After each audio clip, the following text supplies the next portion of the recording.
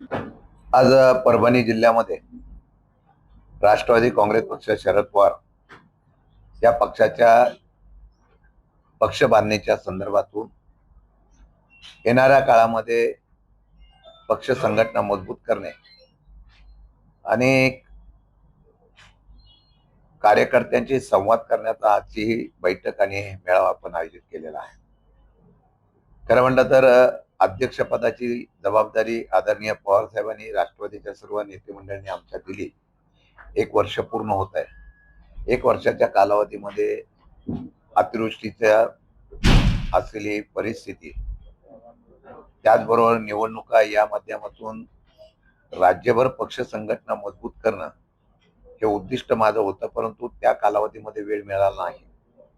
आणि आता पक्ष संघटना महाराष्ट्रामध्ये जो विरोधी पक्षाचा स्पेस आहे तो कार्यकर्त्यांच्या ताकदीने उभा करण्याचा प्रयत्न आम्ही करतोय. आज परभणी जिल्ह्यामध्ये आमच्या सर्व ज्येष्ठ नेते मंडळींच्या बरोबरच पक्षाच्या प्रमुख पदाधिकाऱ्यांची बैठक होईल. नवीन कार्यकर्त्यांना सुद्धा संधी द्यावी आणि नवीन संघटना मजबूत करून महाराष्ट्राच्या सर्वसामान्य जनतेचे किंबहुना परभणीच्या जिल्ह्यातल्या सुद्धा मूलभूत प्रश्नाच्या संदर्भामध्ये रस्त्यावर उतरणारी, आक्रमकतेने उभी राहणारी संघटना ही भविष्य काळामध्ये उभं करण्याचा आमचा उद्दिष्ट आहे. आणि त्या पद्धतीने आज आम्ही या ठिकाणी बैठक आयोजित केलेली आहे. येत्या कालावधीमध्ये ही बैठक झाल्यानंतर तुम्हाला कळून येईल की परभणीमध्ये जो पवार साहेबांना प्रचंड मानणारा जिल्हा आहे, एक काळ असा होता की परभणीमध्ये पवार साहेब म्हणतील त्या प्रकारचा निर्णय आणि तिथले उमेदवार विजय होत होते. तशाच पद्धतीचं परत एकदा आम्ही परभणी जिल्ह्यामध्ये राष्ट्रवादी शरदचंद्रजी पवार पक्षाचं मजबूतीचा अशा प्रकारचं जाळं निर्माण करण्यासाठी बैठक आयोजित केलेली आहे. आपण सर्व पत्रकार आल्याबद्दल आपलं मनापासून आभार मानतो. आपल्याला काय विचारायचं तर विचारा. दोन्ही राष्ट्रवादी एकत्र येणार आहे किंवा राष्ट्रवादी शरद पवार पक्ष एनडीए येणार आहे, हा जो संभ्रम आहे मागच्या 1-2 वर्षापासून, ज्यामुळे की पक्ष वाढत नाही किंवा नागरिकांमध्ये संभ्रम आहे, संभ्रम कसा दूर करणार? काय झालं, गेल्या काही दिवसापासून या महाराष्ट्रात आणि देशात जर बघितलं असेल तर फोडाफोडीचं राजकारण फार मोठ्या प्रमाणात आहे. मला कधी कधी असं वाटतं की काही लोकांचे पक्ष स्वतःच्या ताकदीवर उभं करण्यापेक्षा दुसऱ्या पक्षांच्या लोकांना घेऊन, नेत्यांना घेऊन पक्षवाढीचा नवीन अजेंडा हा केंद्रात आणि राज्यात सध्या चालू आहे. अनेक पक्ष फोडले, त्यामध्ये आमचा सुद्धा पक्ष फोडला. आता हे सर्व झाल्यानंतर सुद्धा कायम वेगवेगळ्या प्रकारचं ऑपरेशन केलं जाईल अशा प्रकारची चर्चा होते. तुम्ही म्हटला ती वस्तुस्थिती आहे.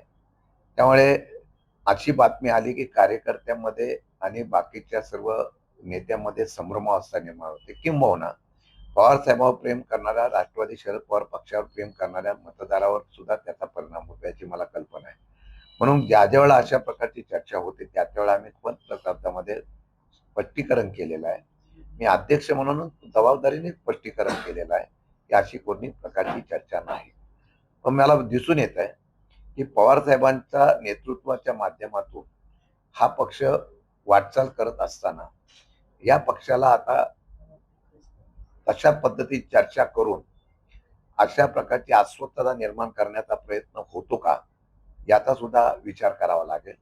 आज तुम्ही प्रश्न विचारल्यानंतर मी एवढंच सांगतो, कुठल्याही प्रकारची चर्चा ही सूत्राच्या त्याचा काल उल्लेख सुप्रियाताईंनी केला. आमच्यापर्यंत अशी कुठल्या प्रकारची चर्चा आलेली नाही. पण सूत्राच्या माहितीप्रमाणे येतात हा सूत्र कोणता आहे, त्या सूत्राचा करता करविता कोण आहे, याचा आता शोध आम्हाला घ्यावा लागेल. जो सातत्याने 2 महिन्यातून 1 महिन्यातून सातत्याने ह्या बातम्या देण्याचा प्रयत्न होतोय. अजितदादा असताना पक्ष एकीकरण करण्याच्या बाबतीमधला निर्णय झाला होता.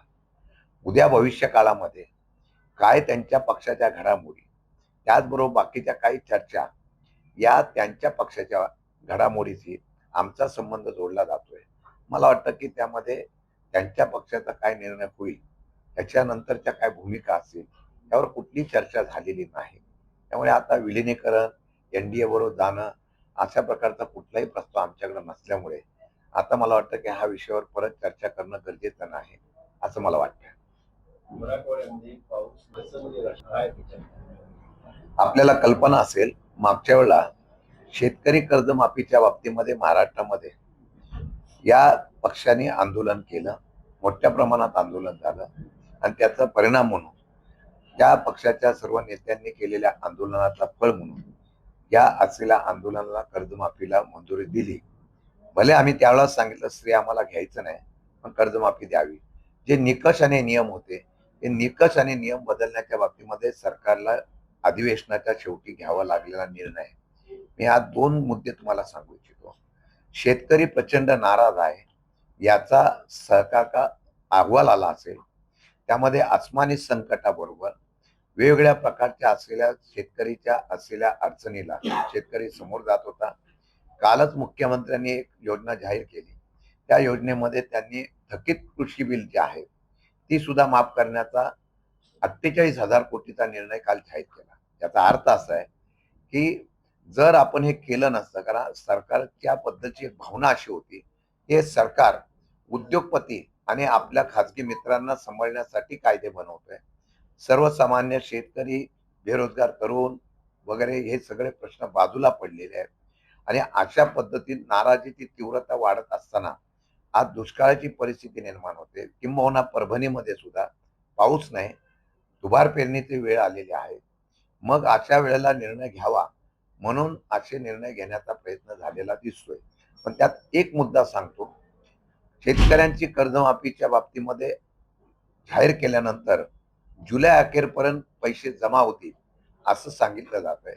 एका वेळेला सरकारला पैसे आहेत का नाही शंका आहे. अशाच वेळेला 48,000 कोटीचा वीज बिल माफीचा घेतलेला सरकारचा निर्णय हा सुद्धा विचार करण्यासारखा आहे. सरकारचा निर्णय मुख्यमंत्र्यांनी जाहीर केला, त्याचा फायदा शेतकऱ्यांना व्हावा ही अपेक्षा आहे. परंतु तो महावितरण कंपनी अडचणीत येते. 38,000 कोटीच्या बाबतीमध्ये महावितरण कंपनीला आज थकबाकी आहे. त्यामुळे सरकारी तिजोरीतून शेतकऱ्यांची कर्जमाफी करायची आणि ती वितरण कंपनी करून मग बाकीच्या योजना राबवण्यासाठी अशा प्रकारचा निर्णय होतो का याचा सुद्धा अभ्यास करावा लागेल. कारण आता सौर ऊर्जेला फार मोठी गती देण्याचा प्रयत्न केला जातोय. खाजगी कंपन्यांना सौर ऊर्जेसाठी सरकारी जमीन दिल्या जातात. अशा प्रकारचे वेगवेगळे प्रकारचे निर्णय आहेत. एखादा केंद्राचा आणि राज्याचा निर्णय जो दिला जातो त्याच्यामधला हेतू त्यांचा काय हा नंतर कळतो. आता त्यांनी ज्या योजना जाहीर केलेल्या आहेत त्याचा अभ्यास करून आम्हाला त्याच्या बाबतीत निर्णय घ्यावा लागेल. पण तरी सुद्धा या मराठवाडा आणि परभणी वगैरे या परिसरामध्ये शेतकऱ्यावर जे आसमानी संकट आलेलं आहे. काल कृषी मंत्र्यांनी सुद्धा जाहीर केलेलं आहे की दुबार पेरणी झाली तर आम्ही त्याला बियाणं फुकट देऊ. एका बाजूला बियाणे फुकट देऊ, औषधं फुकट देऊ सांगतात, दुसऱ्या बाजूला तेच विक्रेते मोकोका कायदा लावतायत म्हणून त्याच्यावर आंदोलन करतायत. आता या दुहेरी संकटामध्ये आजही शेतकऱ्यांना बियाणाची तुटवडा आहे. आजही शेतकऱ्यांना कृषीच्या असलेल्या साहित्याची तुटवडा आहे. शेताच्या असलेल्या खताचा तुटवडा आहे. त्याच्या बाबतीमध्ये मार्ग काय काढणार याच्यामध्ये अजून सरकारने खुलासा केलेला नाही. प्रत्यक्ष शेतकऱ्यांच्या पदरामध्ये ज्यावेळा या लाभ मिळेल त्यावेळा त्याचा विचार निश्चितपणाने करण्याच्या बाबतीत मला शेतकरी विचार करेल. नाहीतर फक्त आश्वासन देऊन हा बळीराजा बाहेर निघेल अशी शक्यता नसल्यामुळे राष्ट्रवादी शरदचंद्र पवार पक्षाच्या वतीने येत्या काही दिवसात आजच आम्ही ही बैठक झाल्यानंतर स्मार्ट मीटरच्या बाबतीमध्ये लोकांमध्ये प्रचंड नाराजगी आहे. राज्यामध्ये सगळीकडे त्याच्यावर तीव्र विरोध केला जातोय.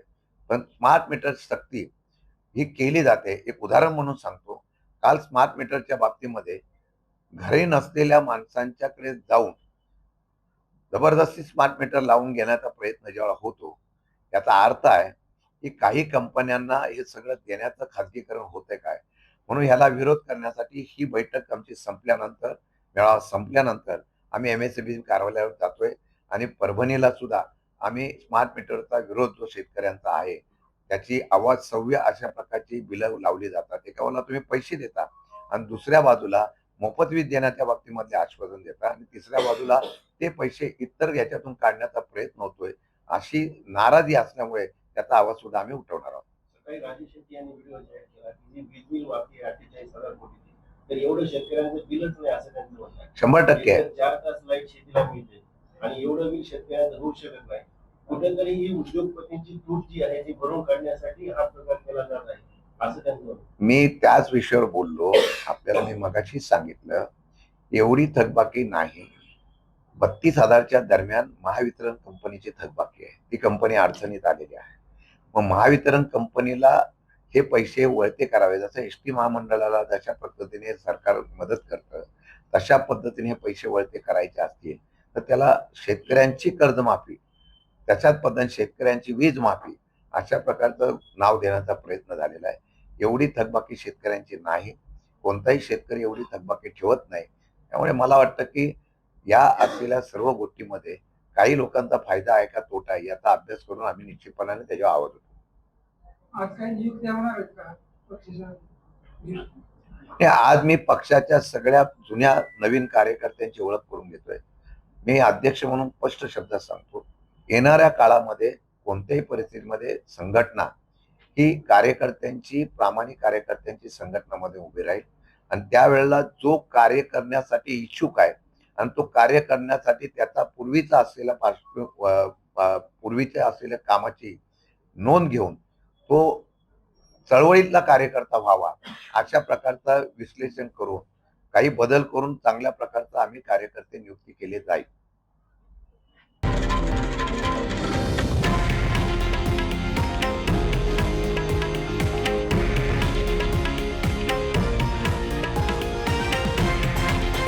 हे आहे देशातील नंबर 1 न्यूज नेटवर्क आणि आपण पाहत आहात TV9 मराठी, एकमेव.